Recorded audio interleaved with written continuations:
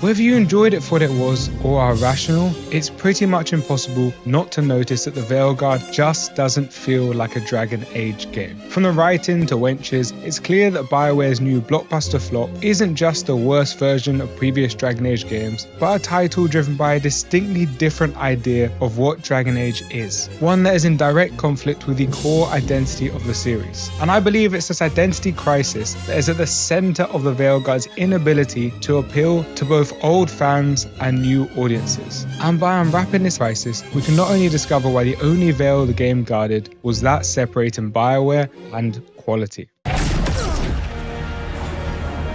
also what a series identity is and why having a strong one is so fundamental to its success. Identity, whether in life or gaming, is a very difficult concept to define because it begins with a feeling. Just like your mum when she saw that head pop out for the first time, the moment I laid my eyes upon the Veilguard, I knew something was off and that this was not going to be the experience I hoped it would be. But what or why was a far more challenging question to answer. Was it the combat, graphics, setting, tone, level design, art direction, or the foreheads? It was probably the foreheads. End of video, guys. Like and subscribe. But in all seriousness, whenever I try to break down a series identity into individual features like the combat or the art direction or even the tone, it just didn't work. Like, for example, let's use the combat system. In a Dragon Age game, you can radically change the combat, as happened in Dragon Age 2, which, whether you like it or not, I personally think it's great. It still feels like a Dragon Age game and yet has a radically different combat system from Origins. Whereas if you take a series like Call of Duty,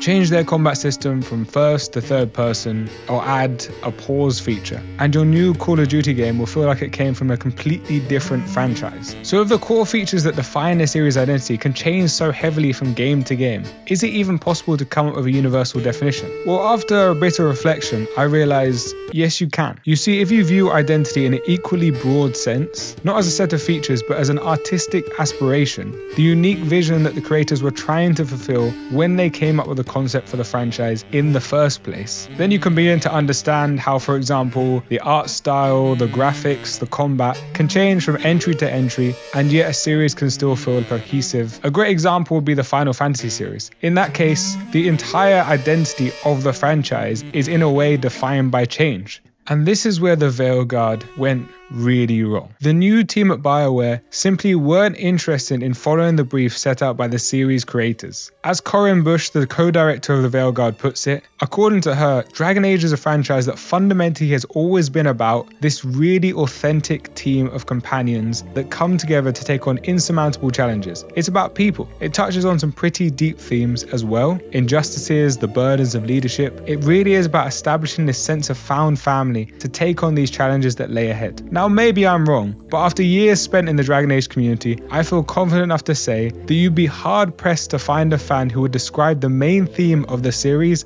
as found family. Yes, she is right that relationships with companions have always been at the core of Dragon Age, but the OG games didn't just touch on deep themes on their way to a comfortable family reunion. They were at the fore.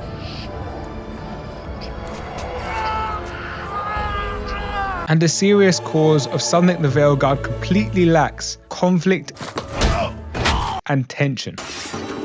In classic Dragon Age games, your companions weren't just found family, they were complex people with their own motivations, ideological views. You are a Grey Warden, so it follows that you can't be a woman. And traumas. Who weren't afraid to oppose, desert, and actively attempt to destroy the protagonist. In Dragon Age 2, Anders, our companion, actively sabotages what we've been trying to achieve for the entire last act of the game by purposefully triggering a full-scale war between the Mages and Templars. And which side we back in this conflict will divide our party, because they are real people with personal motivations and a deep story. In Origins, it's the same. Basically, the entire cast is toxic, and some characters actively dislike you and each other. And if not for the whole archdemon threat, would never want to be in each other's company. And in Inquisition, the main villain by the end is revealed to be your companion Solus. Live well, while time remains.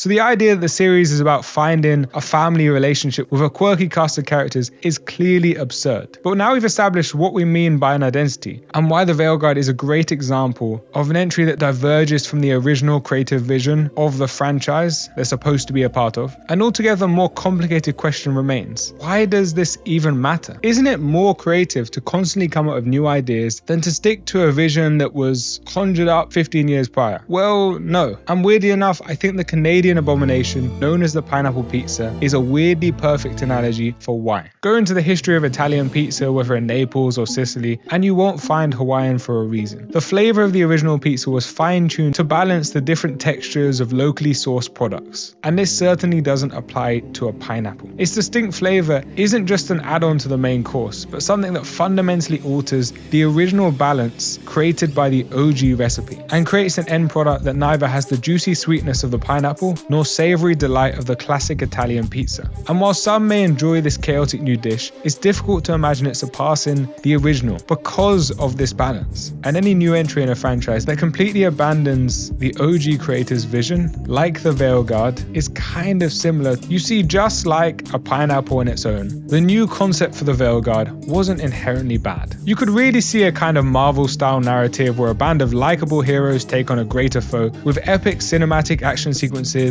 working in a different franchise. And I'm sure the devs could have been perfectly capable of executing this vision. Despite what people say, they are experienced developers with a long history of involvement in the game industry, not DEI hires. But just like the monstrosity that is the pineapple pizza, this vision just doesn't work on top of Dragon Age. You see, the devs couldn't completely abandon the Dragon Age identity, and yet because they were so obsessed with diverging from it, they also couldn't commit to what made it work in the first place. And what happens in this sort of situation is you end up with a game that has a kind of split personality, lacking either the appeal of the original, nor an entirely fully realized new vision. That's why playing the Veilguard is such a strange experience for an old fan of the franchise. I know through much of my playthrough, the main emotion I felt was confusion. Yes, I knew it was a bit off. I'd heard about Tash, I'd analysed much of the previews myself and came to that same conclusion, and I've watched reviews, so I knew it was coming. But just like my last prostate exam, hey, just what the hell do you think you're doing? Even then, I still wasn't prepared for what was to come.